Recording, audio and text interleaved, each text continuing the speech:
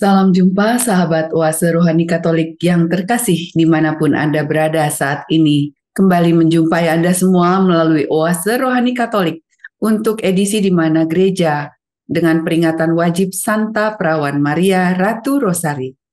Dan saat ini apa kabarnya Anda semua, Ibu Bapak semua, Oma Opa, juga Anda semua saudari-saudara yang terkasih dan orang muda dimanapun Anda saat ini berada dan menyimak Oase Rohani Katolik. Kami harapkan Anda semua dalam keadaan yang selalu bersemangat, penuh sukacita, dan senantiasa bersyukur. Pada hari ini, kita tentu saja akan mendapatkan inspirasi rohani yang akan disampaikan oleh Romo Vincentius Adi Prasojo PR. Dan saat ini, Romo Adi telah hadir untuk juga bisa mendampingi kita semua. Apa kabarnya, Romo? Selamat berjumpa kembali, Romo. Para sahabat Oase Rohani Katolik, saudara-saudari yang dikasihi Tuhan, para Romo, Suster, Bunda, Opa, Oma, Bu, Bapak, saudara-saudari semua, Shalom, salam sehat untuk kita semua. Salam sehat juga, Romo. Di tengah kesibukan, kami juga senantiasa bisa mendapatkan penguatan iman melalui inspirasi rohani. Dan pada hari ini tentu saja berterima kasih atas kehadiran Romo Adi. Dan kini kita awali perjumpaan kita dengan doa pembuka. Silakan, Romo. Saudara-saudari, mari kita siapkan hati kita untuk menimba inspirasi dari sabda-sabda Tuhan hari ini. Dalam nama Bapa dan Putra dan Roh Kudus. Amin. Allah Bapa yang Maha Kasih, melalui kabar malaikat kami mengetahui bahwa Putramu Tuhan kami Yesus Kristus telah menjadi manusia, dilahirkan melalui perawan Santa Maria. Kami bersyukur ya Tuhan, karena teladan iman yang Kau berikan pada kami melalui iman Bunda Maria, yang selalu menjadi inspirasi dan teladan bagi kami dalam berziarah. Bantulah kami dengan rahmat-Mu, agar kami dapat mengikuti penziarahan hidup, berjalan bersama Putra-Mu dalam segala lika-liku kehidupan, dalam segala suka dan duka, dalam segala situasi, agar kami semakin bersatu dengan Engkau sendiri. Curahkanlah Roh Kudus-Mu agar kami mampu mencerna sabda-sabda-Mu dengan sebaik-baiknya. Demi Yesus Kristus Putra-Mu, Tuhan dan pengantara kami, yang hidup dan berkuasa bersama Dikau dan Roh Kudus, Allah sepanjang segala masa. Amin. Amin. Dalam nama Bapa dan Putra dan Roh Kudus. Amin. Terima kasih Romo Adi dan sahabat Oase Rohani Katolik yang terkasih. Kini kita awali dengan antifon pembuka. Salam Maria, penuh rahmat Tuhan sertamu. Terpujilah engkau di antara wanita, dan terpujilah buah tubuhmu. Dan kini kita lanjutkan dengan bacaan dari Kisah Para Rasul, bab 1, ayat 12 sampai 14. Setelah Yesus diangkat ke surga, dari bukit yang disebut Bukit Zaitun, kembalilah para rasul dari sana ke Yerusalem, yang hanya seperjalanan Sabat jauhnya. Setelah tiba di kota, naiklah mereka ke ruang atas tempat mereka menumpang. Mereka itu adalah Petrus dan Yohanes, Yakobus dan Andreas, Filipus dan Thomas, Bartolomeus dan Matius, Yakobus bin Alfeus, Simon orang Zelot, dan Yudas bin Yakobus.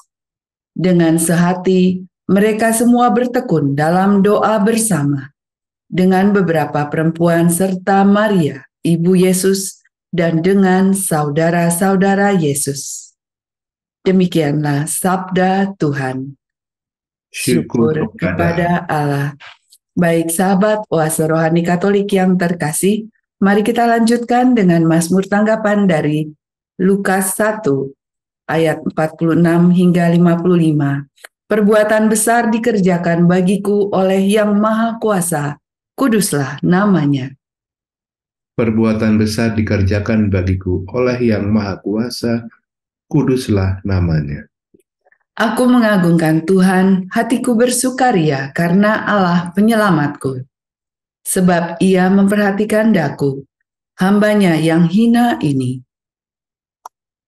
Perbuatan besar dikerjakan bagiku oleh Yang Maha Kuasa, kuduslah namanya. Mulai sekarang aku disebut yang bahagia oleh sekalian bangsa. Sebab perbuatan besar dikerjakan bagiku oleh Yang Maha Kuasa. Kuduslah namanya. Perbuatan besar dikerjakan bagiku oleh Yang Maha Kuasa, kuduslah namanya. Baik sahabat oase rohani Katolik yang terkasih, mari kini kita siapkan diri kita buka hati kita untuk memasuki bait pengantar Injil, dilanjutkan dengan Injil suci menurut Lukas, bab 1 ayat 26 sampai 38. Aleluya, aleluya. Aleluya, aleluya. Salam hai engkau yang dikaruniai, Tuhan menyertai engkau. Aleluya, Aleluya, aleluya. aleluya. Tuhan bersamamu. Dan bersama rohmu. Inilah Injil suci menurut Santo Lukas. Dimuliakanlah Tuhan. Dalam bulan yang ke-6, Allah mengutus malaikat Gabriel ke sebuah kota di Galilea bernama Nazaret, kepada seorang perawan yang bertunangan dengan seorang bernama Yusuf dari keluarga Daud. Nama perawan itu Maria. Ketika masuk ke rumah Maria, malaikat itu berkata, "Salam, hai engkau yang dikaruniai, Tuhan menyertai engkau."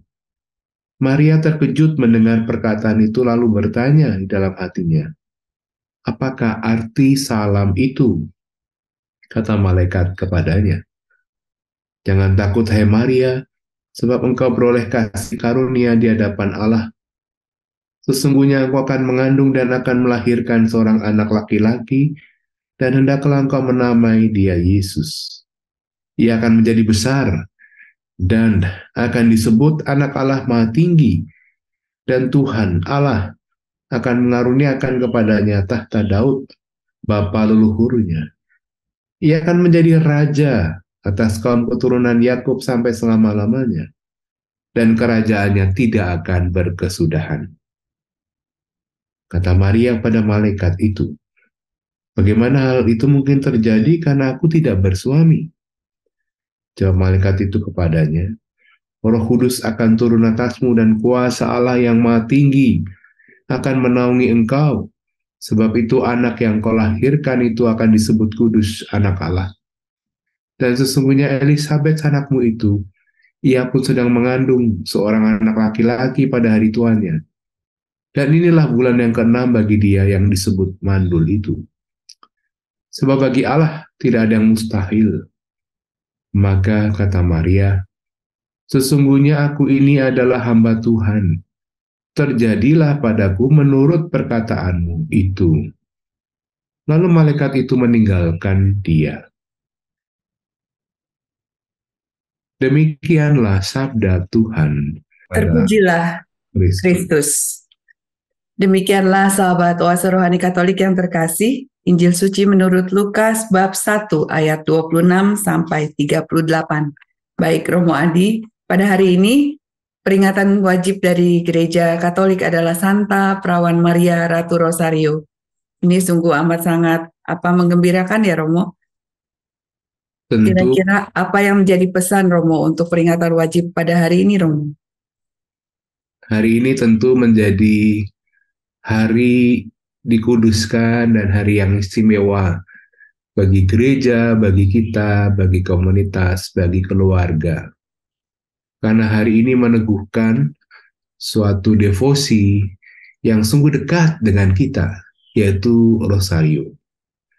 Kita tahu bahwa peringatan 7 Oktober berdasarkan suatu peristiwa di tahun 1571, di mana kuasa Tuhan ditampakkan kepada orang beriman yang memenangi peperangan karena tekun berdoa Rosario. Simbol yang menjadi sangat kuat bagi kita bagaimana Rosario sungguh menjadi senjata rohani bagi kita dalam hidup sehari-hari. Dan tidak hanya itu, hari ini pula adalah hari Sabtu Imam, hari Sabtu pertama yang didedikasikan bagi para imam. Karena itu saya mengajak oma opa, saudara-saudari, anak-anak semua untuk mendoakan romo-romo, para pastor, para imam yang Anda kenal, atau Anda pernah jumpai, atau imam yang memang sungguh dekat dengan Anda. Doakanlah kami para imam yang masih berdosa ini, agar hidup kami senantiasa menghadirkan berkat Tuhan bagi setiap umat beriman dan bagi masyarakat luas. Doakan, imam juga butuh doa dari Anda sekalian. Justru itulah persekutuan umat beriman, ketika kita saling mendoakan, saling meneguhkan satu sama lain. Baik. Itu Bu Alexandra Sisi. Baik Romo, mari sahabat Oase Rohani Katolik yang terkasih, jangan lupa untuk selalu terus setia mendoakan. Jadi di hari ini terutama, dan untuk hari-hari selanjutnya, kita terus berdoa bagi para Romo, para rohaniwan semua, dan juga supaya semuanya bisa mendapatkan kesehatan yang baik dalam melaksanakan karya pelayanan para imam semua. Baik, dan pada hari ini Romo ada 2 bacaan yang begitu amat sangat menarik, dan kira-kira apa yang ingin disampaikan pada awal untuk terkait dengan memasuki bacaan pertama dulu kali ya Romo? Iya, baik. Para sahabat Oase Rohani Katolik, melalui bacaan pertama, secara mendasar ada 1-2 inspirasi rohani. Yang pertama, kita akan melihat dalam bacaan pertama ini bagaimana para rasul dan murid-murid terdekat di bawah pendampingan dan kehadiran Bunda Maria, di bawah pendampingan dan kehadiran Bunda Maria, bertekun dalam doa menantikan Roh Kudus setelah Yesus terangkat ke surga. Jadi konteks bacaan hari ini, setelah Yesus terangkat ke surga, kemudian para rasul didampingi Bunda Maria, mereka kembali ke Yerusalem untuk berdoa bersama. Itu yang pertama. Yang kedua, kita bisa membayangkan dalam kontemplasi rohani bagaimana dan mengapa Bunda Maria hingga mengambil sikap dan peran sedemikian itu.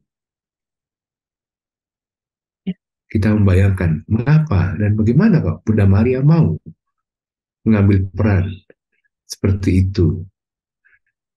Kita akan menjawabnya nanti setelah ulasan dari bacaan pertama. Itu kurang lebih 2 hal yang bisa kita gali. Ya, baik.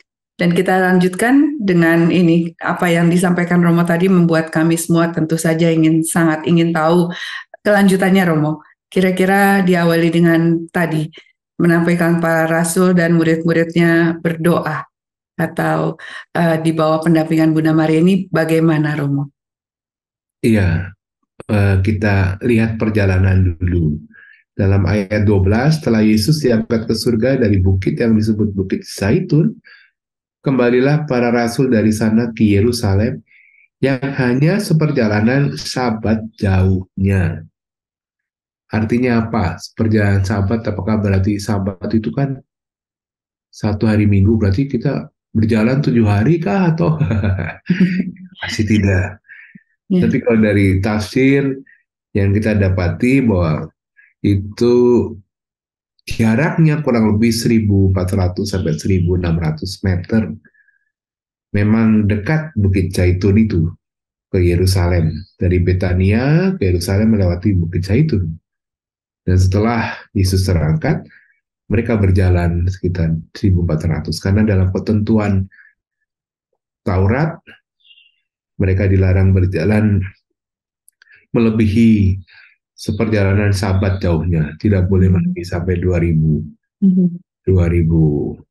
kaki. Nah, itu kurang lebih Kemudian setelah tiba di kota, ayat 13, naiklah mereka ke ruang atas tempat mereka menumpang. Yang menarik di sini bahwa para rasul yang disebutkan di sini, nama-nama mereka tentu nama-nama yang sama, pribadi-pribadi yang sama dalam kisah Lukas ketika mereka pertama kali dipanggil oleh Tuhan. Jadi mereka yang pertama kali dipanggil oleh Tuhan, panggilan para murid dalam kisah Lukas, ditampilkan lagi nama-namanya sejauh yang masih bertahan kecuali Yudas Iskariot. Mereka bersama Bunda Maria disebut lagi nama-nama para rasul itu. Dan kita tahu dalam perikopa selanjutnya beberapa perikopa selanjutnya ketika pencurahan Roh Kudus datang ketika hari raya Pentakosta, di situ dikatakan yang hadir di ruangan itu kurang lebih 120. Jadi kalau kita hitung para rasul, Bunda Maria, saudara-saudara terdekat dari Yesus, keluarganya, mungkin bisa ditambah dengan misalnya 70 murid yang pernah diutus Yesus dan para murid yang dekat. Jadi jumlahnya mencapai sekitar 120 orang. Kalau saudara-saudari pernah berkesempatan ziarah ke Tanah Suci, Holy Land di Yerusalem, kita akan dibawa ke suatu situs di ruang atas, di dalam kota, di dalam sebuah rumah biasa, 2 lantai kita dibawa ke ruang atas yang diyakini di ruang atas itulah para murid, Bunda Maria, para rasul berdoa bersama. Nah, beberapa diskusi dari para ahli tafsir, ruang atas itu apakah ruang pelataran bait Allah atau ruang-ruang suci lain? Tampaknya tidak mungkin karena situasi itu bahkan setelah Yesus wafat, Yesus bangkitkan para murid menghindar dari bait Allah. Para rasul dianggap sebagai kelompok yang dikejar oleh imam kepala dan ahli Taurat, maka hampir tidak mungkin mereka bersekutu di bait Allah. Mereka mulai mencari tempat sendiri yang aman dan nyaman untuk berdoa bersama, dan itu adalah di sebuah rumah di ruang atas. Dan mereka naik ke ruang atas, menumpang di sana, bukan berarti bahwa mereka sehari-hari tinggal, istirahat, tidur di sana, tidak. Tapi mereka berdoa bersama, berkumpul setiap hari, menghabiskan waktu bersama-sama dalam ibadah, sambil menantikan turunnya Roh Kudus. Mungkin dari rumah mereka masing-masing, pada jam tertentu disepakati, ya jam sekian sampai jam sekian kita kumpul ya, offline, tatap muka, tidak online karena belum ada Zoom zaman itu. Kita hadir tatap muka, ibadat bersama, kita berdoa bersama. Pasti mereka juga melakukan dalam satu hari secara rutin dan kerap. Entah pagi, entah siang, entah senja hari. Mereka berkumpul bersama. Ada seorang ahli tafsir yang mengatakan bahwa menarik melihat bagaimana para rasul dan para murid itu akhirnya melakukan hal yang sudah dilakukan Yesus lebih dulu. Apa itu? Mereka bertekun dalam doa. Kita tahu ketika Tuhan Yesus masih hidup di dunia bersama dengan para murid, setiap keputusan penting, setiap ajaran penting yang akan Yesus sampaikan, apa yang Tuhan lakukan?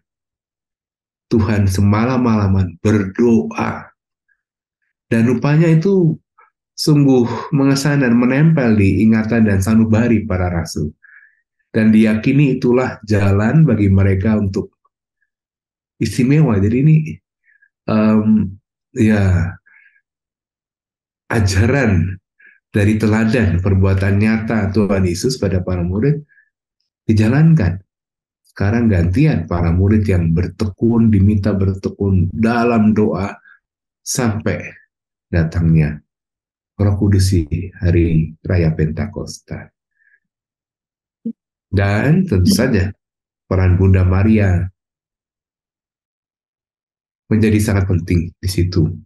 Kita bisa bayangkan kehadiran Bunda Maria, Ibu Tuhan, yang hadir bersama para rasul itu pasti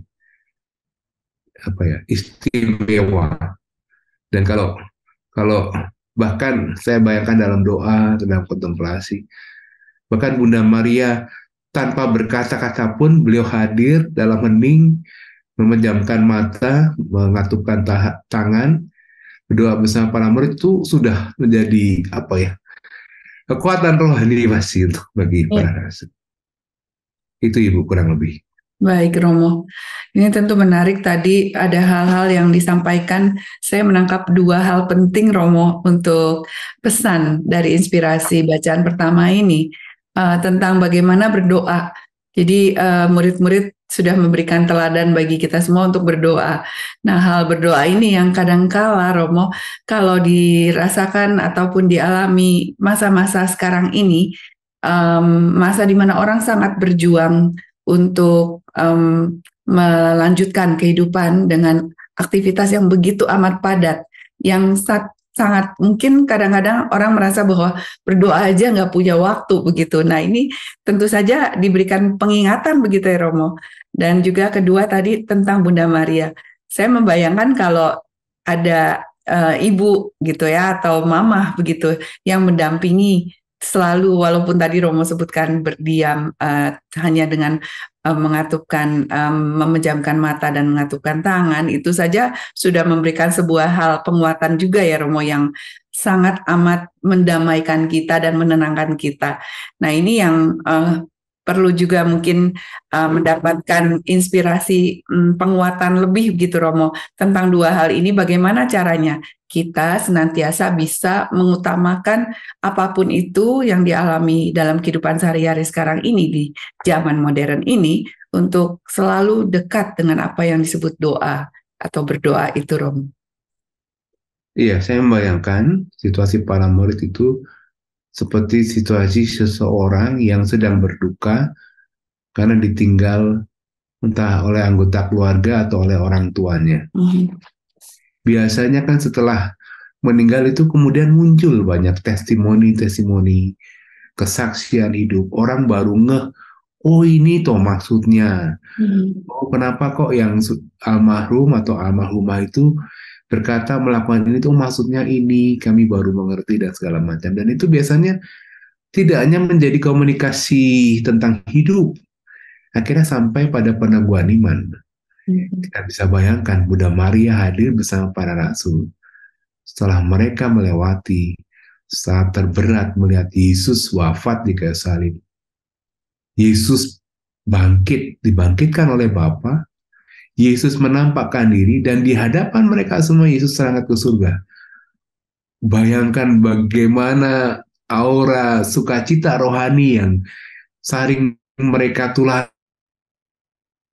mereka kan satu sama lain dengan membayangkan kehadiran Bunda Maria. Dan ketika mereka saling bercerita tentang kisah-kisah iman yang mereka alami secara pribadi maupun secara bersama ketika Tuhan Yesus masih hidup di dunia, hadir bersama mereka. Bagi kita, keseharian kita penuh makna. Mari kita jadikan peristiwa hidup menjadi pengalaman iman. Bagaimana mungkin peristiwa hidup menjadi pengalaman iman? Yaitu dengan melihat, merenungkan dengan kacamata Tuhan. Dengan membayangkan, menghadirkan Tuhan yang hadir. Peristiwa hidup sekarang semakin sulit, situasi semakin memanas, tahun politik, harga mungkin naik, dan masih ada dampak dari dan segala macam. Tapi di sisi lain pasti Tuhan memberikan jalan. Sekurang-kurangnya memberikan betul-betul peneguhan dan berkat yang kita perlukan untuk menjawab peristiwa hidup dan akhirnya mengolah itu menjadi pengalaman iman. Jadi doa tidak hanya berarti menyiapkan waktu khusus, Mhm. tak pagi, siang, sore, tapi menjalani rutinitas hidup kita, keseharian kita, dan menghadirkan Tuhan di dalamnya. Iya. Menarik sekali Romo. Jadi jangan lupa dalam setiap saat, mungkin istilahnya setiap tarikan nafas hidup kita, kita selalu menghadirkan Tuhan ya Romo. Betul. Ya. Dan ini yang juga apa ya, terus diperjuangkan begitu oleh kami semua supaya setiap saat menghadirkan Tuhan dalam keadaan apapun, dalam aktivitas apapun begitu ya Romo. Ya. Betul. Lalu bagaimana juga untuk kehadiran Bunda Maria, itu hal yang sama kelihatannya ya Romo, menghadirkan Bunda Maria menyertai kita begitu. Ya, Dengan kita berdoa rosario ya. setiap hari, bahkan ada yang berkali-kali rosario dalam satu hari, Mhm. kita menghadirkan sosok figur tokoh iman Bunda Maria dalam hidup ketika kita merenungkan kisah Yesus kan. Dan rosario menjadi sarana devosi yang sungguh istimewa. Iya. Baik, semoga kita semua sahabat Oase Rohani Katolik bisa tetap dengan dekat dengan doa, yaitu melalui hal-hal, yaitu menghadirkan Tuhan dalam setiap langkah hidup kita, dan juga rajin berdoa, yaitu berdevosi rosario begitu ya Romo. Mungkin ada yang sempat berpikir rosario itu kan banyak doanya, ada doa rosario apa ya, devosi, ada hal-hal apa tema-temanya. Itu mungkin supaya tidak bingung ya, jangan sampai membuat bingung, tetap pada doa rosario yang pada umumnya juga nggak masalah ya Romo. Tentu kita bisa memilih mana yang lebih cocok untuk kita, apakah rosario yang rutin, yang biasa, atau rosario kerahiman, atau rosario Bunda Maria berduka cita, Our Lady of Sorrows, kan juga Mhm. tirannya jumlahnya berbeda, rumusan doanya berbeda. Silakan kita lihat.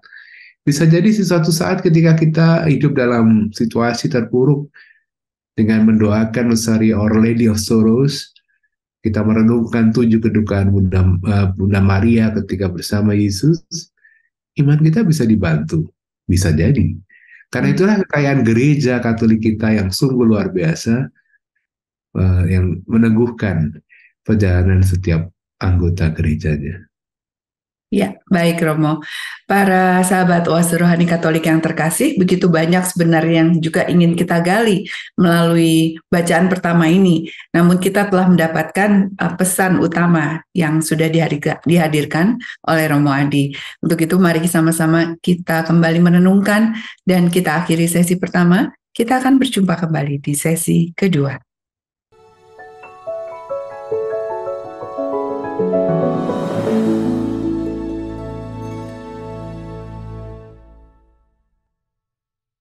Sahabat Oase Rohani Katolik yang terkasih dimanapun Anda berada saat ini, kembali di sesi yang kedua kita lanjutkan melalui perjumpaan kita di Oase Rohani Katolik pada hari ini di mana gereja dalam peringatan wajib Bunda Santa Perawan Maria Ratu Rosario dan masih bersama dengan Romo Vincentius Adi Prasojo PR dan juga Alexandra Sisi. Dan pada saat ini kita tentu saja sudah mendapatkan begitu banyak inspirasi rohani terkait dengan bacaan pertama dari Kisah Rasul, dan kita akan melanjutkan kembali di perjumpaan kita ini melalui sesi yang kedua, yaitu dengan bacaan dari Injil Lukas bab 1 ayat 26 sampai 38. Namun sebelumnya mungkin bagi Anda yang baru saja bergabung bisa mendapatkan kembali kesimpulan dari apa yang kita dapatkan dalam sesi pertama. Silakan Romo Adi. Bacaan pertama dalam Pesta Bunda Maria Ratu Rosari yang kita renungkan hari ini membawa kita pada permenungan inspirasi bagaimana para murid, para rasul dan murid-murid terdekat di bawah pendampingan dan kehadiran Bunda Maria bersekutu dalam doa menantikan turunnya Roh Kudus setelah Yesus terangkat ke surga. Dan kemudian kita juga bisa merenungkan secara kontemplatif bagaimana dan mengapa Bunda Maria mengambil sikap dan peran yang sedemikian itu. Ternyata maknanya banyak dan dalam sekali. Kehadiran Bunda Maria sungguh menjadi pilar doa, pilar kekuatan, bahkan pilar manusiawi dari persekutuan para rasul itu yang bersekutu dalam doa, yang menjalankan teladan Yesus yang juga bertekun dalam doa. Kurang lebih itu, Ibu Alessandra Sisi dan sahabat Oase Rohani Katolik. Baik Romo, dan kini kita melanjutkan ke sesi di mana merupakan bacaan Injil. Nah, kira-kira apa yang bisa kami peroleh Romo untuk penguatan rohani bagi kami semua? Kisah Injil yang kita dengarkan hari ini sungguh meneguhkan iman kita setiap kali kita membacanya, meskipun kita sudah sering mendengar dan merenungkan, dan selalu ada inspirasi baru yang bisa kita gali, khususnya pada pesta Bunda Maria Ratu Rosari hari ini. Pertama, bacaan ini menjadi salah satu sequel dari peran dan kehadiran Bunda Maria di sepanjang hidup bersama Tuhan Yesus dan para rasul dalam menantikan Roh Kudus. Perannya itu rupanya penting dan tidak tergantikan. Mengapa penting dan tidak tergantikan? Kita akan perdalam dengan bacaan Injil hari ini. Kedua, kita bisa membayangkan perasaan damai sejahtera yang dialami para rasul dan gereja perdana manakala Maria Ibu Tuhan hadir bersama mereka. Luar biasa. Ya. Misalnya kalau hari ini bacaan berkisah tentang Malaikat Gabriel yang menyampaikan wahyuan kepada Bunda Maria, yang menyampaikan bahwa Bunda Maria akan mengandung anak karena Roh Kudus. Apakah ini peristiwa yang tiba-tiba, yang baru begitu saja, yang tanpa antisipasi sebelumnya? Kalau ibu bapak, saudara-saudari, beberapa saat yang lalu sempat menonton movie His Only Son, yang bercerita tentang kisah Abraham dan Sarah dalam kisah His Only Son, disajikan, ditampilkan bagaimana perjalanan dari seorang Abram menjadi Abraham, bersama dengan Sarai menjadi Sarah, yang mereka pergi dari Kirbat ke tanah Kanaan, kemudian mereka diwahyukan akan punya keturunan seperti bintang, pada mereka belum punya anak di usia lanjut. Akhirnya mereka punya anak karena kasih Tuhan. Nah, kemudian anaknya Ishak itu diminta untuk dikorbankan, menjadi korban bakaran untuk Tuhan. Tapi Abraham tetap menjalankan. Yang mau saya katakan bahwa melalui peristiwa-peristiwa dalam perjanjian lama, bahkan dalam perjanjian baru, ketika ada tapi ada beberapa pribadi yang sudah berusia, dinyatakan mandul, tapi kemudian oleh kasih Tuhan akhirnya bisa melahirkan, itu rupanya menjadi antisipasi dari peristiwa yang paling utuh, paling besar, yaitu yang terjadi kepada Bunda Maria. Bahkan Elizabeth dan Zakaria mengalami, yang juga dialami oleh Abraham dan Sarah. Artinya apa?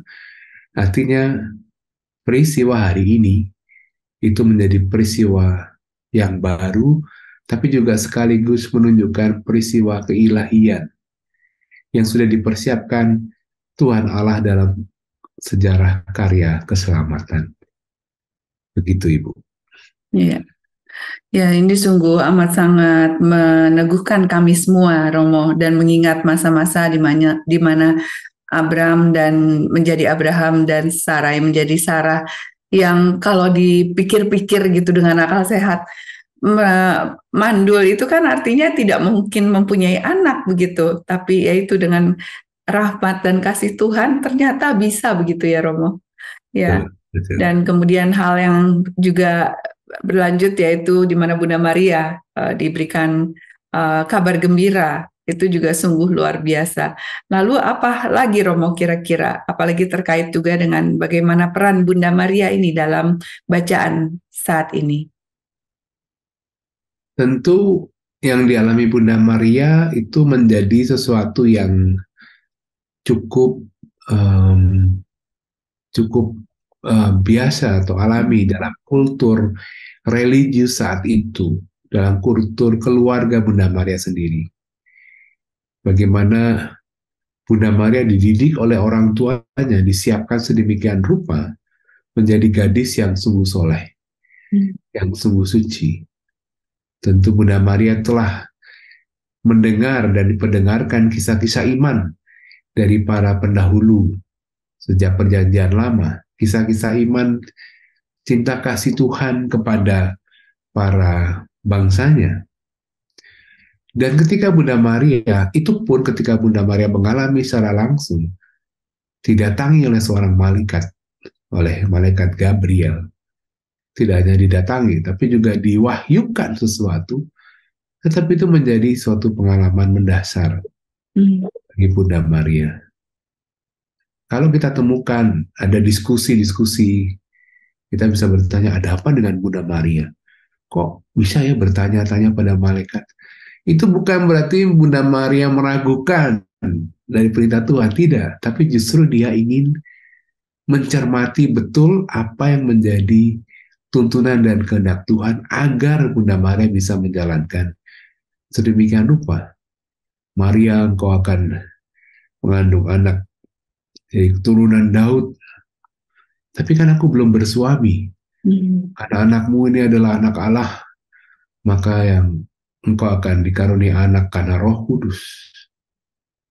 Bunda Maria bertanya untuk memastikan bagaimana sikap terbaik, bukan untuk mempertanyakan. Beda ya. Pertanyaan apalagi meragukan beda. Ini bertanya untuk memastikan bagaimana sikap terbaik yang mesti diambil, dia usahakan sedemikian rupa supaya kehendak Tuhan terjadi, meskipun saat itu mungkin Bunda Maria belum mengerti secara utuh apa yang menjadi kehendak Tuhan.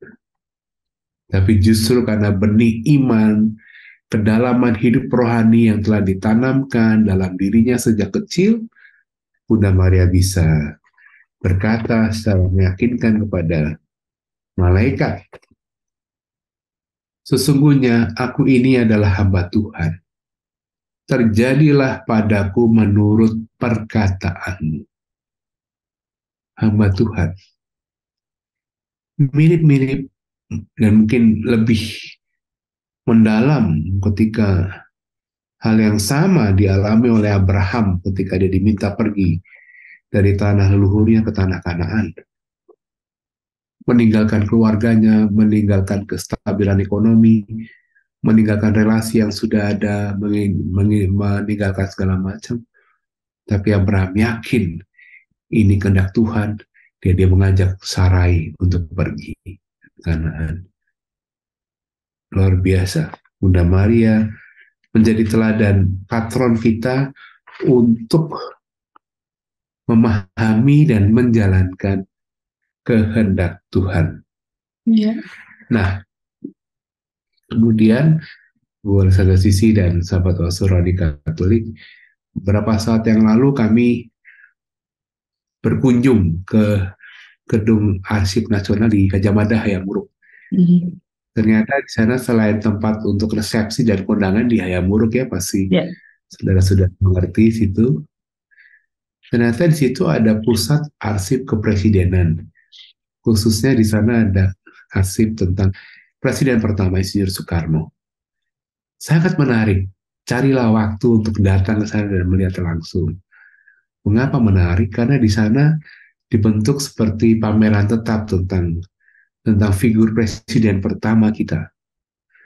Ditampilkan dalam 4 segmen, 4 topik dari perjalanan hidup Bung Karno. Dan yang menarik, pada awal, pada bagian pengantar, seorang kurator itu menuliskan demikian tentang Bung Karno.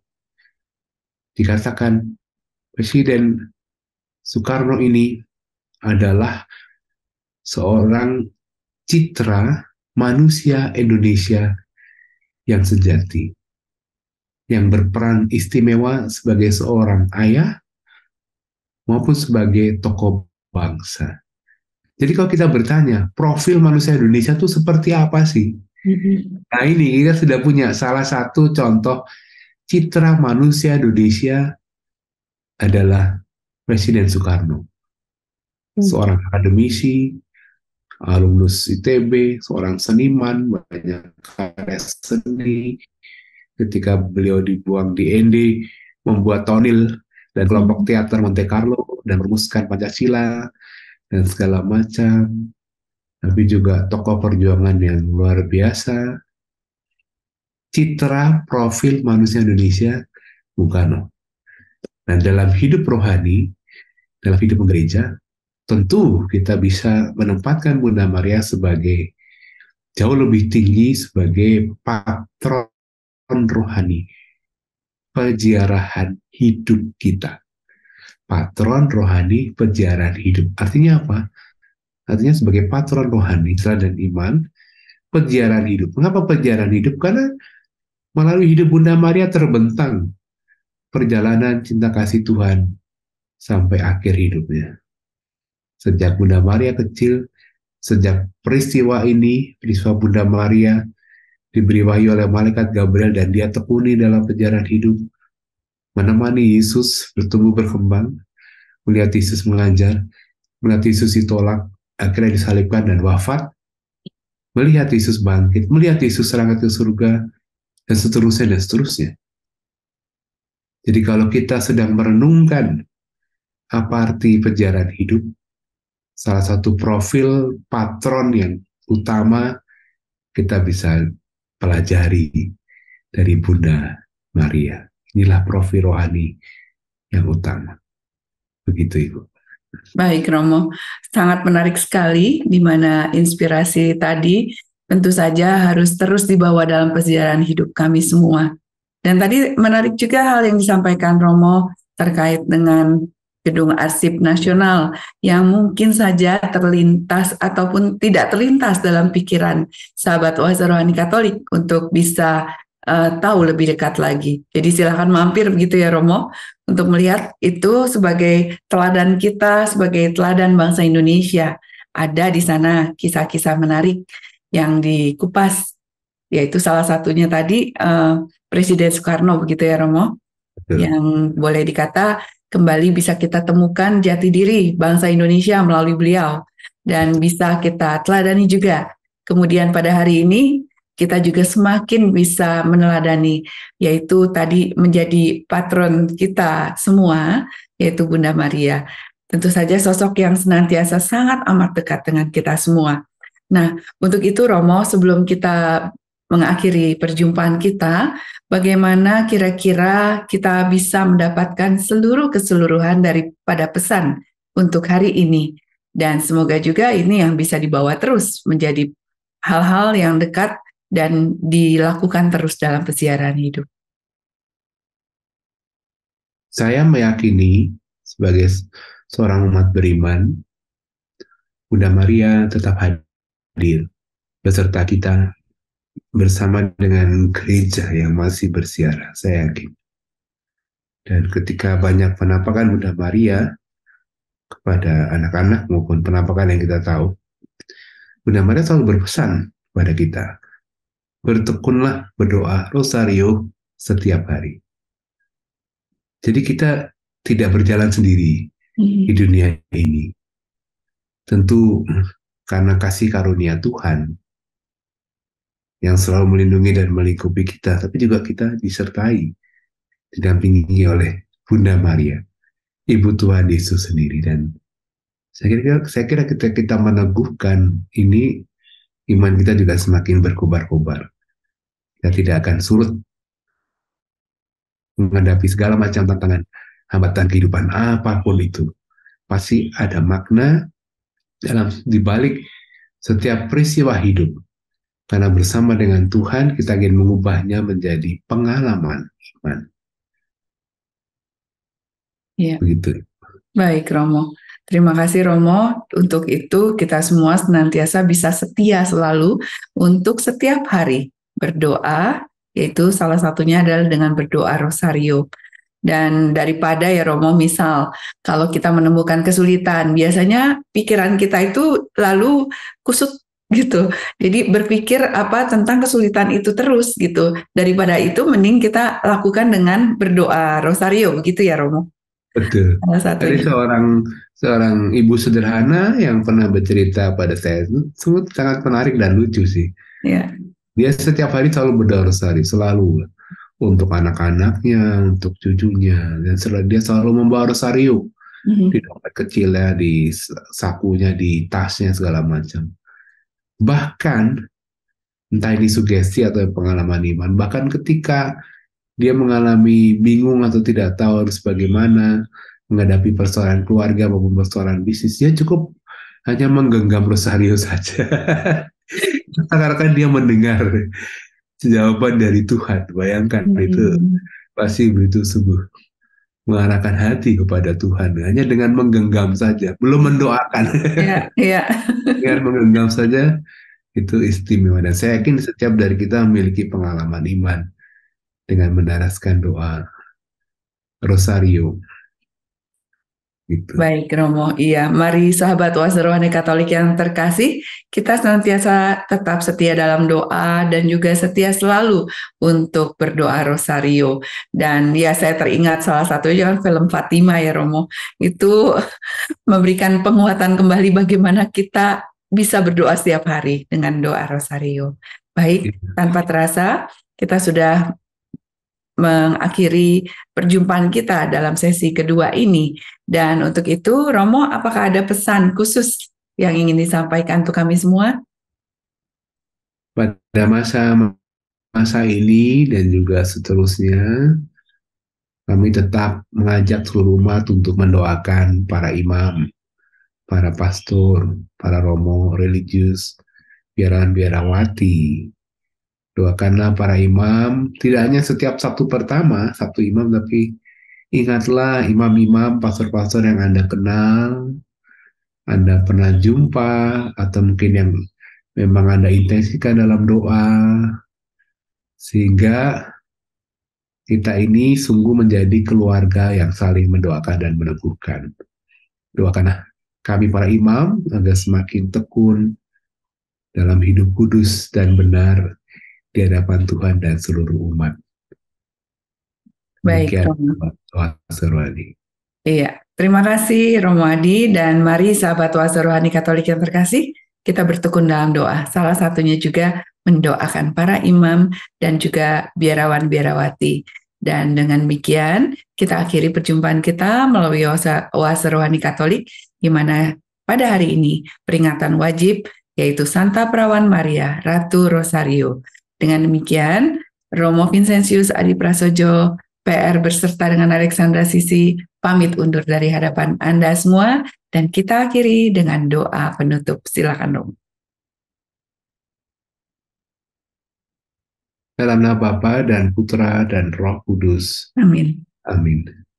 Bapa yang Maha Kasih, kami memuji memuliakan Engkau karena dalam perjalanan hidup kami sehari-hari, kami sungguh melihat kasih karunia-Mu yang tanpa batas bagi hidup kami maupun bagi hidup keluarga lain dan masyarakat. Jadikanlah kami umat beriman yang terus bertekun, berdoa bersama-sama, mengusahakan kebaikan bersama, mengupayakan kesejahteraan bersama, agar setiap pribadi yang Kau kasihi sungguh merasakan kasih karunia-Mu juga.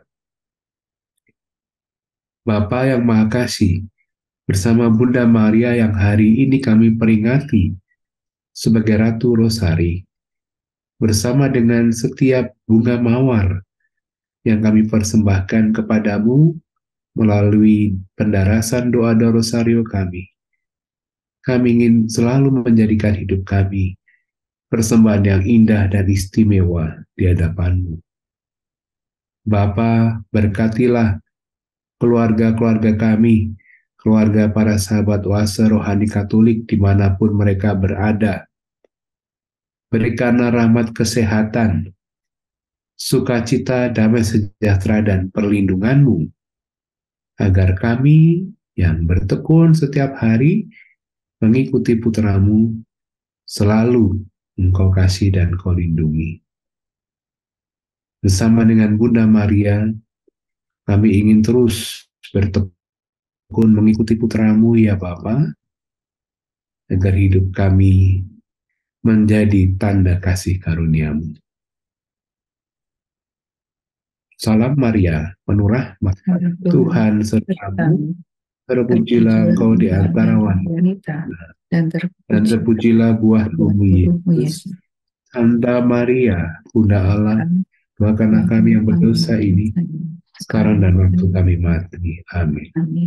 Semoga saudara-saudari sekalian beserta keluarga-keluarga dan komunitas dalam perjalanan hidup sehari-hari senantiasa dilindungi, dibimbing dan diberkati oleh Allah yang Maha Kuasa, Bapa, Putra, dan Roh Kudus.